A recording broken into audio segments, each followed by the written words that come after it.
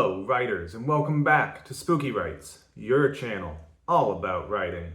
I'm your host, who is secretly a ghost, Kamal Onor. Now, today we're going to be talking all about obstacles, those things that you put in front of your characters to stop them from achieving their goals. So make sure if you get any value from this video, make sure to give it a good thumbs up. Make sure to subscribe to the channel. It helps help it grow. It means a lot. And with that said, let's head into the storm.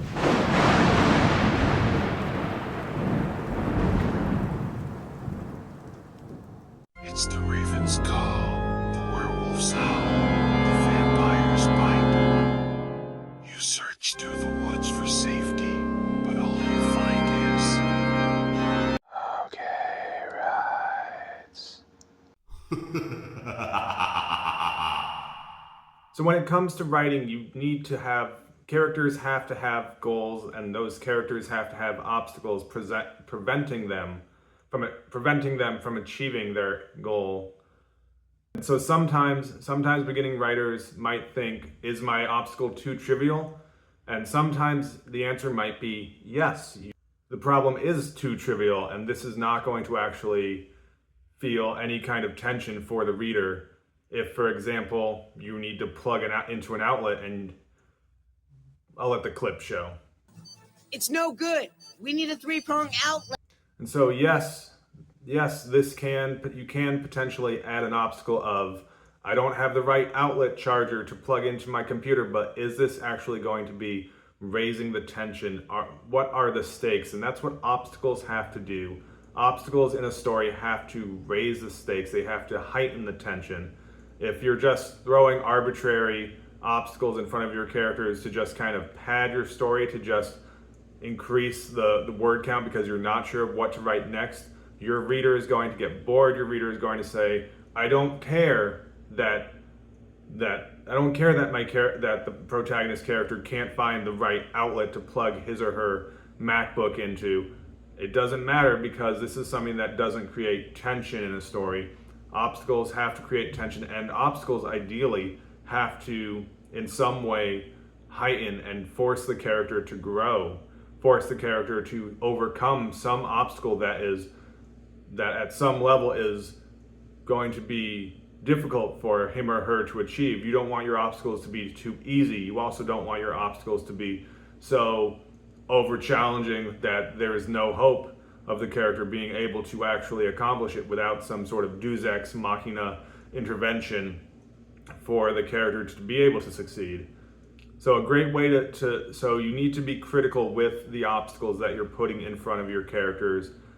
And again, you don't want your characters to have no obstacles. You don't want your characters to just wander into Mordor, right? You don't want them to just kind of saunter in, sashaying the whole way, like, this is so easy, we're on a journey, Mr. Frodo, come along. They just kind of skip all the way to Mordor. Remember, as Sean Bean said, One does not simply walk into Mordor. so again, you need to be critical of the obstacles that you're putting in front of your characters.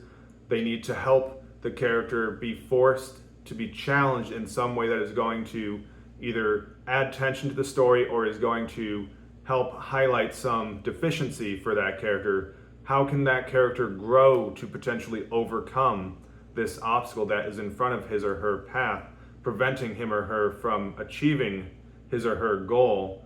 And so that's how you're going to build tension, through obstacles and challenges for your characters, because the reader needs to feel that there does need to be some uncertainty of, is this character going to easily be able to overcome this difficult obstacle in front of him or her. And so if the reader has doubts of the character, this is going to help increase the tension. It's going to help increase the emotional connection and the concern that the character has for the protagonist character in your story. If your protagonist character is almighty and nothing can stop him or her, then there's really no reason for the reader to be concerned at all for the safety of your characters. And this is going to lead to a lack of caring, a lack of concern for your characters. And if the reader is not concerned about, is your character going to live or die, or is your character going to be successful? Is your character going to find their true love? Is your character going to become king of the land or whatever his or her goal is? And so you need to analyze. So it's a whole bunch of parts, moving parts within storytelling. But as someone who has been a dungeon master in the past, yes, I at one point I was a professional dungeon master. I got paid $5 a kid to run D&D games. I also ran D&D when I was in college, and it's a very similar experience doing D&D for 5th graders and college kids, because college kids tend to say, I do this, I do that, and I go, not your turn, and monsters. And be a very similar experience to that of 5th graders. So you need to make challenges that are appropriate to your characters and will hopefully somehow help force that character to be elevated, force that character to be reimagined, force that character to have some sort of Rocky training montage. Because at the beginning, right? At the beginning, Rocky is not strong enough to win the fight, so he has to go on a journey. And this is where you get your character development, you get some character growth. And so throughout a story, a character has to be facing obstacles, and there has to be a looming presence or something that is preventing him or her from simply easily achieving his or her goal. There has to be some moment of growth, and this can be an uncomfortable moment of growth for your character, and it needs to be something that is going to create concern for your reader. Your reader needs to feel like there is a chance of failure. It shouldn't be something as simple as, I don't have the right charger and I can't plug into to turn on my computer or whatever it is. Try the power cord. So hopefully that's going to be a little bit about talking about obstacles. And again, if you feel that your obstacles are trivial in your story, if there's something that does not add to the story, if it's something that does not increase or heighten the tension in any way. Look out! They're coming closer! They're Ninja bunnies? The thing that you should do is you should then cut that obstacle out of the story and save your word count for a more interesting, a more compelling way of presenting an obstacle to your character, so that they are forced to grow, so that they are forced to mature and strengthen in some way.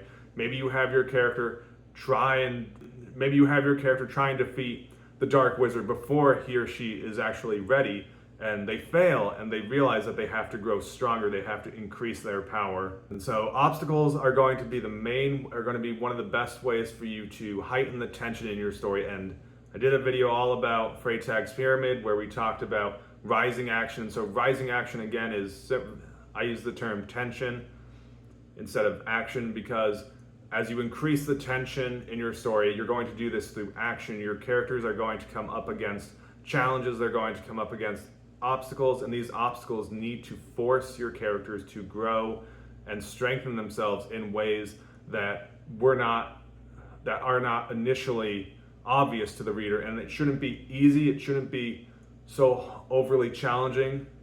Your characters shouldn't be getting beaten into the ground every time that they try, because that's going to get boring and repetitive. So you have to balance your characters with success and failure throughout the course of a story.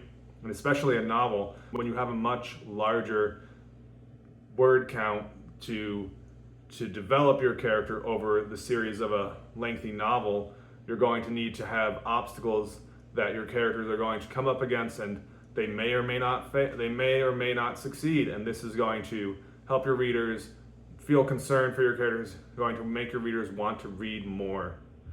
So that's what I have for you this week. As always, leave your thoughts in the comments down below. Let me know what's the most challenging obstacle that you've ever written for your protagonist. I'd love to read it. And with that, keep it spooky.